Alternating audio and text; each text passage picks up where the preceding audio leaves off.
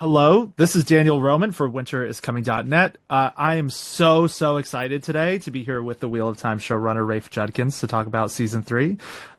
Rafe, what are you most excited for people to see this season? Oh my God, there's so many things. I think one of the things I'm most excited about is people to see more of the Forsaken. Hmm. It's one of my favorite part of the books, and just the interplay amongst the different Forsaken, and then the incredible actors that we have playing them. I think it's one of the pieces of the books that I love the most, and that I think we really pull off well in the show. Cool. I am psyched for that.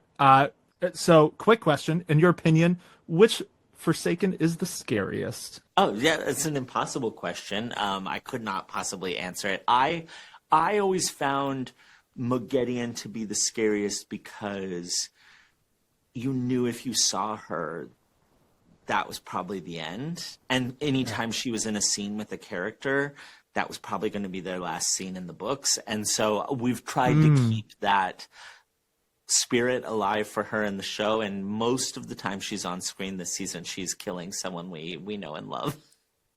Oh, that's awesome. Obviously, adapting something like The Wheel of Time, like from an adaptation perspective, is about as challenging of a task as I can imagine, I'm sure. So, when it comes to adapting a work like this, like how do you choose which pieces from the books to keep, which to alter, and which to unfortunately cut out? I mean, for me, it's always about trying to find the emotional through lines for the characters. Like that's the core that we always come back to is, do you need this thing from the books to understand this character's through line? There's a few things beyond that that we'll still find a way to put in. Like there's this fight scene in the books between Matt and Gawain and Galad, Elaine's two brothers, that is so iconic in the book, that we just like, we can't not do it. And so for that, we found a way to fit it into Matt's emotional through line and sort of like put the pieces together in it differently so that it became a very important part of Matt's emotional through line.